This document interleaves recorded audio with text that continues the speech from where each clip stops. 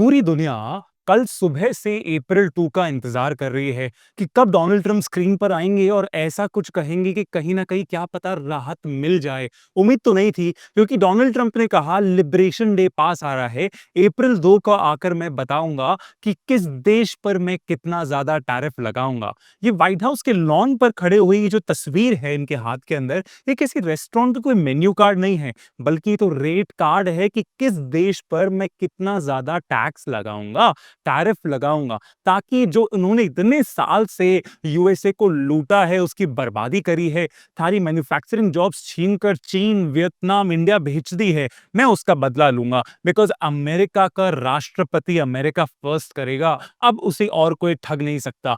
और वो कहते हैं कि पूरी दुनिया पर मैं इस तरीके से टैरिफ्स लगाऊंगा, और रिजल्ट क्या होने वाला है इसका? कैटास्ट्रोफी, एक बहुत बड़ा संकट अर्थव्यवस्था पर। कोई पैंडेमिक नहीं लेकर आया, ना कोई ईश्वर का इशारा है, बल्कि तो वरदान है डोनाल्ड ट्रंप का कि यूएसए अच्छी हालत के अंदर है, और हम अप्रैल 2 को रेसिप्रोकल टैरिफ्स लगाएंगे हर उस कंट्री पर जिसने अमेरिका का धोखा दिया है, मतलब जिसके साथ अमेरिका का व्यापार घाटा है। ये इसीलिए बिकॉज डोनाल्ड ट्रंप बहुत ज्यादा चिंतित है, बिकॉज जो यूएसए का जो ट्रेड है वो एक्सपोर्ट बहुत ज्यादा कम हो रहे हैं, और यूएसए बाकी देशों से इंपोर्ट कर रहा है। मैन्युफैक्चरिंग सबसे कमजोर कड़ी है उसकी, और यहीं पर डोनाल्ड ट्रंप कंप्लेन करते हैं स्टैटिस्टिक्स के साथ कि यूएसए को 1.2 trillion dollars, I repeat 1.2 trillion dollars का व्यापार घाटा हो रहा है हर साल। 1.2 ट्रिलियन का एक्स्ट्रा सामान यूएसए अपने यहां पर मंगवा रहा है, और सारा का सारा जो कैश है वो बाकी देशों के अंदर भेजा जा रहा है, जिससे यूएसए काफी सफर कर रहा है। और इसी चक्कर के अंदर जो टैरिफ यूएसए ने अनाउंस करे हैं अंडर डोनाल्ड ट्रंप, वो पूरी की पूरी फ्री ट्रेडिंग की फाउंडेशंस को ही हिलाकर रख देंगे, ये जानते हुए भी कि ये बहुत बड़ा खतरनाक सिंबल होगा। डोनाल्ड ट्रंप ने कहा कि चिंता मत करो, सब सह लेंगे, बिकॉज अमेरिका इस टाइम अपनी प्राइम पोजिशन पे है। बाकी सब कंट्री स्ट्रगल कर रहे हैं, सफर कर रहे हैं, कोई इकोनॉमिकली तो किसी की फॉरेन पॉलिसी चैलेंजेस है, किसी के दरवाजे पे रशिया खड़ा है। लेकिन डोनाल्ड ट्रंप कहते हैं जब मैं अपनी अच्छी पोजीशन में हूं और जब बाकी देश कमजोर है, मेरे राइवल्स, तो क्यों ना मैं उनको और ज्यादा पेन दूं, ताकि नेगोशिएट करो, टैरिफ हटा दो, और मैं भी अपने यहां से टैरिफ हटा दूंगा। व्यापार बिल्कुल बराबर होना चाहिए। डोनाल्ड ट्रंप को पता है ये बहुत बड़ा गैम्बल है, बिकॉज पूरे के पूरे दुनिया भर के अंदर, मार्केट के अंदर, एशिया के अंदर इन पर्टिकुलर एक तहलका मच चुका है, बाजार पूरी तरीके से लाल हो चुके हैं। बिकॉज टैरिफ्स क्या करते हैं, पूरी ग्लोबल इकोनॉमी स्लो डाउन लेकर आएंगे। ये कुल मिला के पूरी तरीके से जो इंटरनेशनल ट्रेड है, जो प्रोस्पेरिटी पे चलता है, जो फ्री ट्रेडिंग अग्रीमेंट्स होते हैं, उसके बिल्कुल खिलाफ है, प्रोटेक्शनिस्ट मेजर। लेकिन डोनाल्ड ट्रंप कहते हैं मैं अकेला नहीं हुए लगाने वाला, क्योंकि तुम लोगों ने लगाया था, तुम लोगों ने यूएसए की एंट्री बंद कर रखी थी, तो मैं भी जैसे को तैसा करूंगा। अगर तुम मेरे यहां पर 100 रुपए का टैक्स लगा रहे हो, तो मैं भी तुम पर 100 रुपए का टैक्स लगाकर मेरा खजाना पूरी तरीके से भरूंगा। साफ साफ शब्दों के अंदर चेतावनी थी। बोला कि कुछ टैरिफ्स आएंगे 5 अप्रैल को 10% सभी कंट्रीज पे, और कंट्री स्पेसिफिक टैरिफ्स आएंगे 9 अप्रैल को, रेसिप्रोकल वंस। जानबूझकर एक शॉर्ट विंडो दी कि कंट्रीज को एक्ट करना है, या तो मेरे साथ आओ, टैरिफ्स पूरी तरीके से हटाओ, एक अनइम्पीटेड एक्सेस दो अमेरिकन गुड्स और कंज्यूमर्स को, तो ही तुम्हें फायदा मिलेगा, वरना तुम ये सारा का सारा इकोनॉमिक पेन अपने लोगों को बांटो। अमेरिका चुपचाप नहीं बैठेगा, हम कोई फ्री राइड इस समय कोई नहीं अलाउ करेंगे। और इसीलिए अनाउंस करा है डोनाल्ड ट्रंप ने टैरिफ, ग्लोबल टैरिफ, कि बोला कि सभी कंट्रीज पे ड्यूटी नंबर 1 लगेगी 10% की, तो सभी पर लग रही है। लेकिन कई कंट्रीज और ज्यादा यूएस का फायदा उठाती है, जैसे कि कंट्रीज लाइक वियतनाम, या फिर ऑर्गेनाइजेशंस लाइक यूरोपियन यूनियन, ये सिंगल मार्केट कमोडिटी बनके यूएस को ब्लैकमेल करते हैं। उनके ऊपर अलग से टैरिफ्स लगेंगे जो अप्रैल 9 को अनवील होंगे। और यहां पर डोनाल्ड ट्रंप ने कहा है कि कंट्री स्पेसिफिक भी हम लोगों ने प्लान कर रखे, कि जितना ज्यादा आप हम पे टैरिफ चार्ज करोगे, उसी हिसाब से वापस रेसिप्रोकल मिलेगा।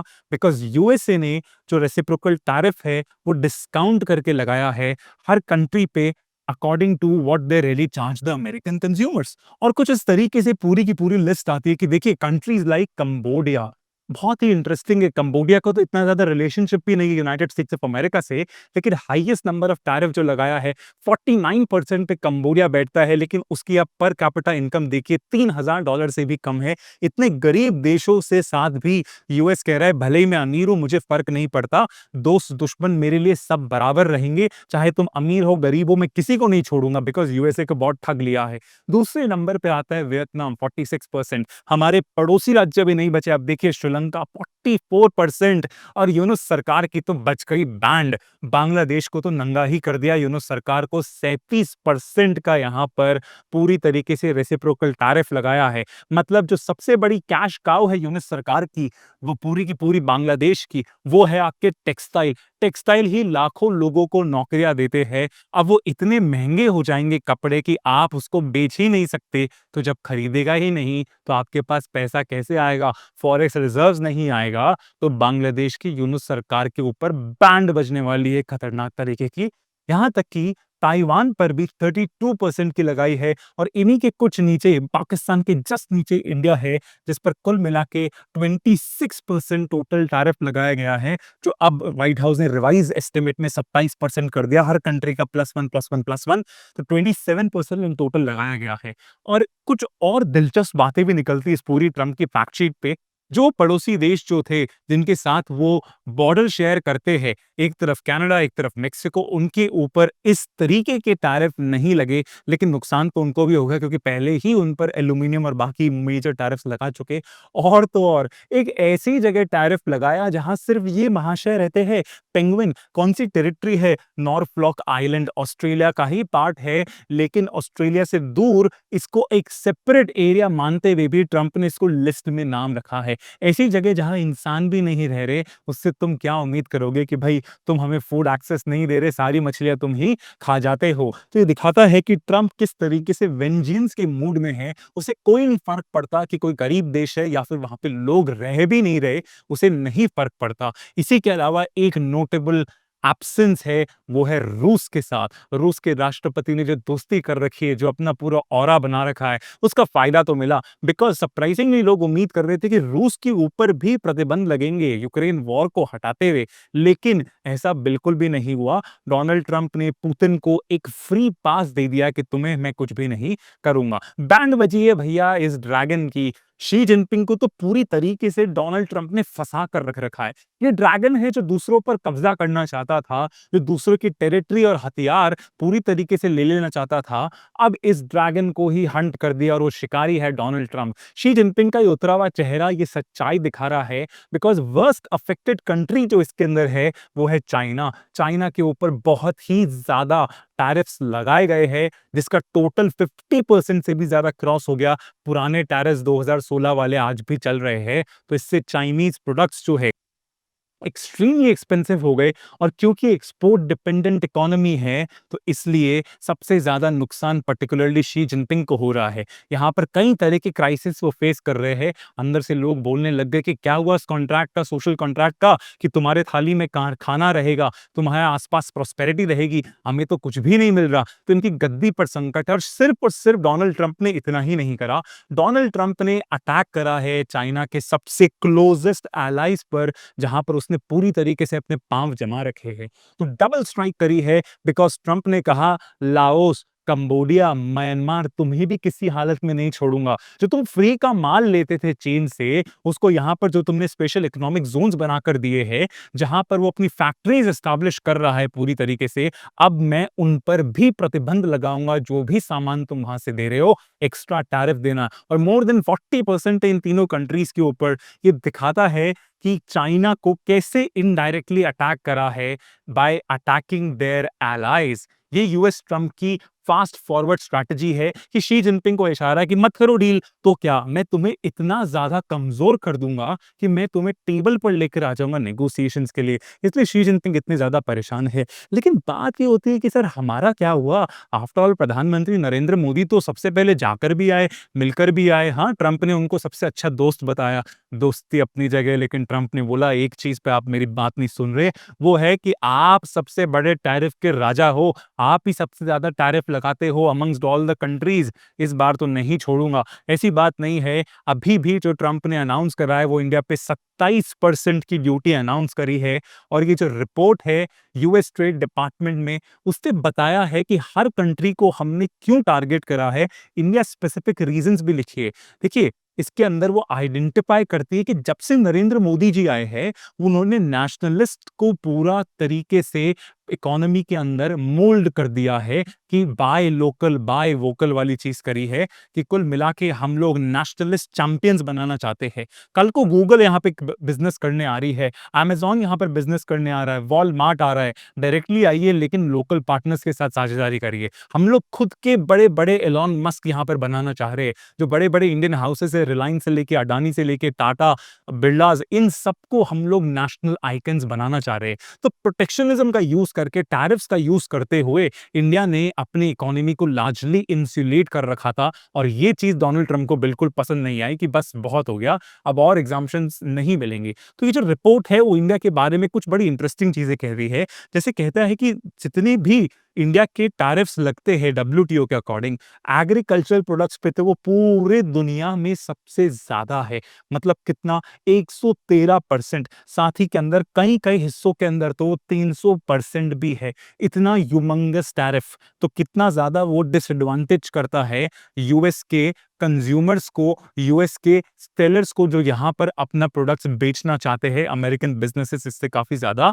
प्रभाव होते हैं नेगेटिवली। इसके अलावा ये कंप्लेन करता है कि इंडिया का जो ओवरऑल इंटेलेक्चुअल प्रॉपर्टी इन्फोर्समेंट है, ये इनएडिक्वेट है। इनएडिक्वेट कैसे, कि इंडिया ने जो रूल्स और रेगुलेशन से बड़े कमजोर कर रखे। इनोवेशन कहाँ होता है, यूएस के अंदर, इंडिया लेकिन उसको चुपचाप कॉपी करने के लिए अलाउ कर देता है, ज्यादा उनके ऊपर कोई कार्रवाई नहीं करता। जो जो फर्म्स अमेरिकन का इंटेलेक्चुअल प्रॉपर्टी चुरा रही है, उनका इनोवेशन, उनका ब्लड एंड स्वेट चुरा रही है, उसके ऊपर वो कार्रवाई नहीं करता। ये बहुत बड़ी कंप्लेंट है, यहाँ तक कि यूरोपियन यूनियन भी करता है, इंडिया इसे पूरे तौर से नकारता है। इसी के अलावा इंडिया ने कई सारे रेस्ट्रिक्शंस भी लगा रखे हैं। रिपोर्ट कहती है कहां पर, एफडीआई के अंदर, खासकर रिटेल, मतलब रिटेल इंडस्ट्री जो इतना उभरता हुआ कंज्यूमर्स है हमारे यहाँ पे, मिलियंस ऑफ पीपल, जहां जेप्टो जैसी इतनी सारी फर्म्स ग्रो कर रही है, वहां पर वॉलमार्ट कहता है कि देखिए, ये नरेंद्र मोदी जी की जो सरकार, इन्होंने रेस्ट्रिक्शन लगा रखे हैं कि आप ये चीज बेच सकते हो, डीप डिस्काउंटिंग नहीं कर सकते, आप फेक प्रोडक्ट्स नहीं बेच सकते, आप बाकी जगह से थर्ड पार्टी रिसोर्सेज मंगा के चाइना से सामान नहीं डायरेक्ट कर सकते, ताकि डोमेस्टिक जो स्टोर्स है, छोटे मोटे जो किराना व्यापारी है, उनके आजीविका पर, उनके 2 वक्त की रोटी पर कोई अड़चन नहीं पड़े, इसलिए फॉरेन फर्म्स के हाथ बांध रखे हैं। और ये शिकायत है यूएस की, ये क्यों ऐसा कर रहे हैं।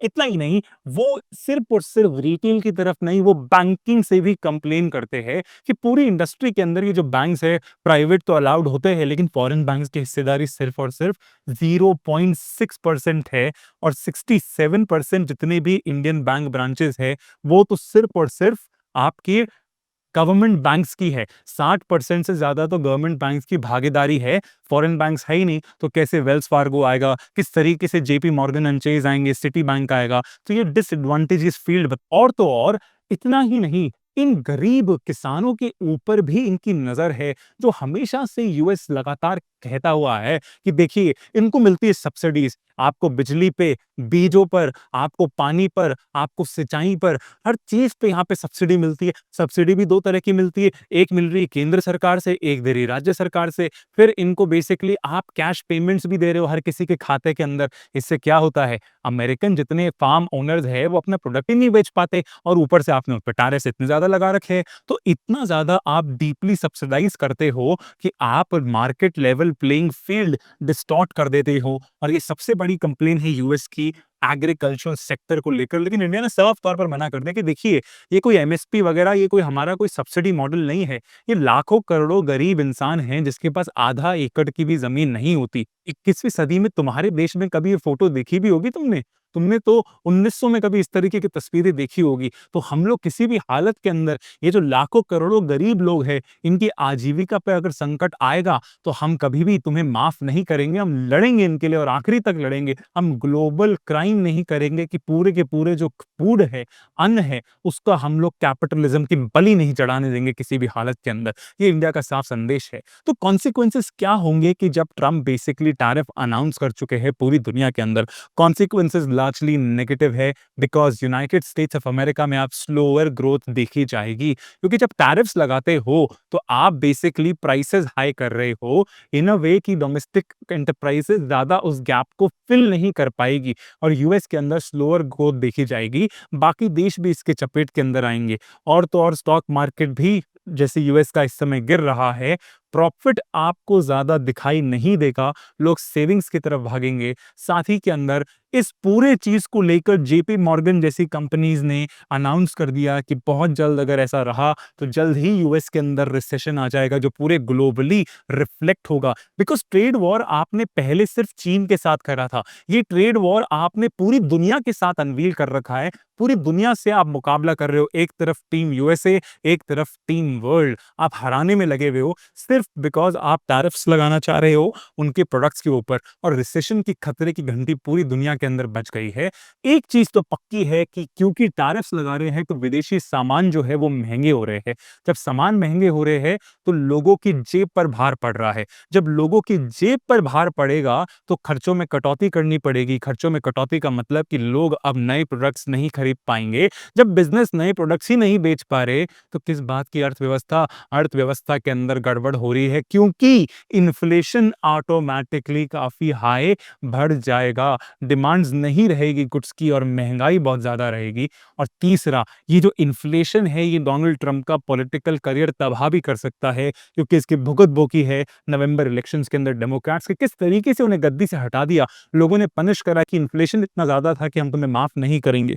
दूसरी तरफ यूएसए स्टैगफ्लेशन भी देख सकता है। स्टैगफ्लेशन का मतलब जहां पे ग्रोथ स्टैग्नेंट रहती है कि आप ना के बराबर ग्रो हो रहे होते हो, और उसके अलावा आपके यहाँ पर इन्फ्लेशन भी इतना ज्यादा रहता है, वो अर्थव्यवस्था की गड़बड़ दिखाता है। क्योंकि यूएस की पूरी नर्व सेंटर है आपका ग्लोबल इकोनॉमी का, तो यूएस ने पूरी दुनिया से ट्रेड वॉर कर रखा है, तो पूरी दुनिया के ऊपर नेगेटिव रिpercussion करेगा इन टर्म्स ऑफ उनकी इकोनॉमी को स्लाइड करके लेकर जाएगा नीचे की तरफ।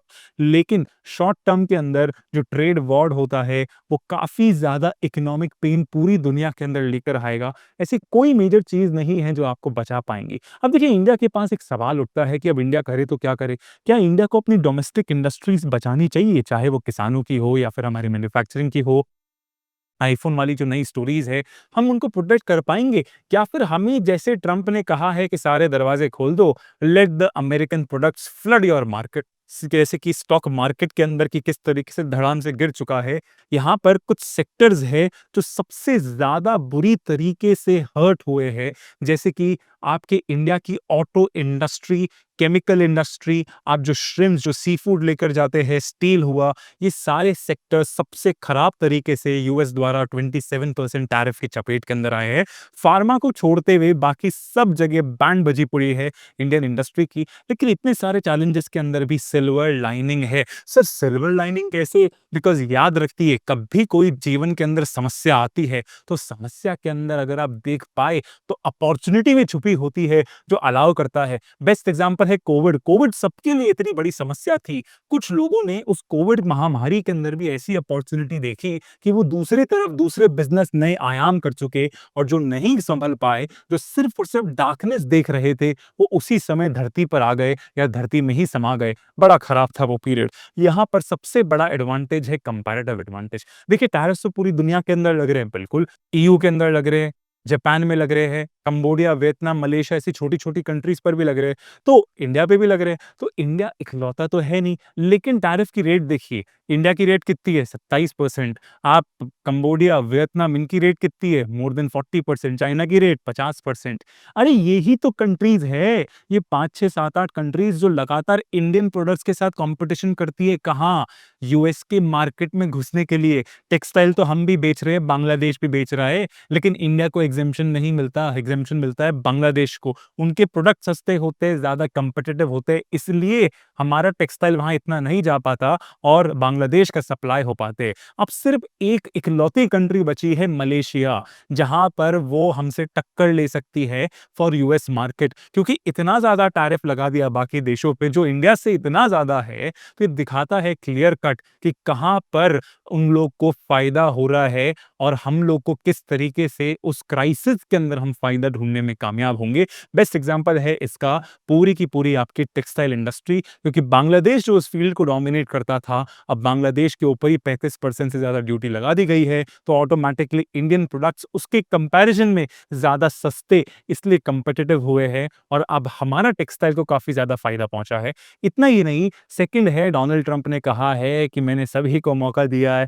आओ बैठे बातचीत करें। और ये चीज़ इंपॉर्टेंट है बिकॉज़ पॉजिटिव ये है कि ट्रंप ने कहा है कि मैं सभी को मौका दूँगा कि आप आइए और बातचीत करिए, और नरेंद्र मोदी जी ने तो उसी समय जाकर बातचीत करना शुरू कर दिया था डोनाल्ड ट्रंप के साथ, जब वो जल्द ही दूसरी बार सत्ता के अंदर आते हैं। अमंग से फर्स्ट वर्ल्ड लीडर्स वो जाते हैं, उनसे मिलते हैं, और ये चीज़ काफ़ी ज़्यादा एक रिच डिविडेंड्स पे कर रही है। और इसका एग्जाम्पल इस तस्वीर के अंदर लिखता है, क्योंकि जब दो प्रधानमंत्री और राष्ट्रपति आपस के अंदर ये जो मिलते हैं, ये अग्री करते हैं कि हम जल्द ही बायलैटरल ट्रीटी एग्रीमेंट साइन करेंगे फॉल ऑफ 2020 तक, क्योंकि जो हमारा एम है वो छोटा नहीं है, वो $500 ट्रिलियन तक अभी लेकर जाना है ट्रेड, जो अभी $200 बिलियन पे है। और फटाफट एक फास्ट ट्रैक मैकेनिज्म शुरू हो चुका है, जहां पर बायलैटरल एंगेजमेंट के अंदर आपके कॉमर्स सेक्रेटरीज मिल रहे हैं और आपस के अंदर इस बीटीए अग्रीमेंट को जल्द से जल्द फाइनलाइज करने वाले हैं। तो मतलब क्या है कि हम उस टैरिफ को हटा सकते हैं बहुत जल्दी, अगर हम बीटीए जल्दी यूनाइटेड स्टेट्स ऑफ अमेरिका के साथ साइन कर पाते हैं, तो जो बहुत आगे चल रहा है। तीसरा ये है कि अमेरिकन टैरिफ्स का बाकी लोग कैसे रिएक्ट करेंगे, देखने लायक चीज है, बिकॉज किसी भी सिचुएशन के अंदर ईयू ने कहा था कि हम रिटेलिएट करेंगे, चाइना ने कहा हम रिटेलिएट करेंगे, इंडिया ने कहा मैं रिटेलिएट नहीं करूंगा, मैं बायलैटरली डिप्लोमेटिकली चीजों का सोल्यूशन करूंगा। बिकॉज अगर यूएस को गुस्सा आ गया ट्रंप को पर्सनली, तो इस देश पे और ज्यादा टैरिफ लगाएगा, लेकिन इंडिया को वो और ज्यादा काम सस्ता कर सकता है कम टैरिफ्स लगाकर। क्योंकि देखिए, सभी को पता है इन कंक्लूजन की जो टैरिफ वॉर है वो बहुत ज्यादा नुकसानदायक है, इंडिया के लिए नहीं बल्कि पूरी की पूरी ग्लोबल इकोनॉमी के लिए। जो हम सपना देख रहे हैं उसके लिए, विकसित भारत का, उसके लिए सिर्फ इंडिया को अच्छा करने की जरूरत नहीं है, बल्कि एक पीसफुल स्टेबल इंटरनेशनल एनवायरनमेंट भी होना चाहिए, वरना आपको फायदा नहीं मिलेगा। जब आपके बगल में घर में आग लग रही है, तो आप ये नहीं सोच सकते कि वो लपटें आपकी तरफ नहीं आएगी, आप भी जलोगे उसके अंदर एक ना एक दिन। और यही चीज है, ये जो आग लगाई है ग्लोबल टैरिफ की डोनाल्ड ट्रंप ने, इंडिया को कोशिश करनी है कि वो किस तरीके से बचे। इसलिए इंडिया ने कोई भी रेसिप्रोकल टैरिफ नहीं लगाएगा, वो धमकी नहीं देगा, बल्कि फोकस करेगा कि किस तरीके से हम डायलॉग एंड डिप्लोमेसी का यूज करके डोनाल्ड ट्रंप को मना पाए कि इंडिया और अमेरिका की जो फ्रेंडशिप है वो काफी ज्यादा इंपॉर्टेंट है, और हम बड़े मिशन की तैयारी कर रहे हैं, $500 ट्रिलियन की ट्रेड की तैयारी कर रहे हैं। आप फोरसाइट देखिए हम आपको क्या क्या दे सकते हैं। तो it's important and it's very good कि बेसिकली जब पूरी दुनिया के अंदर तहलका मचा है, तो इस क्राइसिस के अंदर भी इंडिया के पास जो अपॉर्चुनिटीज खुली है, उसका इंडिया किसी भी तरीके से नजर से दूर नहीं हो पाए, हम उसे पूरी तरीके से एक्सप्लॉइट करें, हमारा ध्यान इस पे होना चाहिए। Thank you.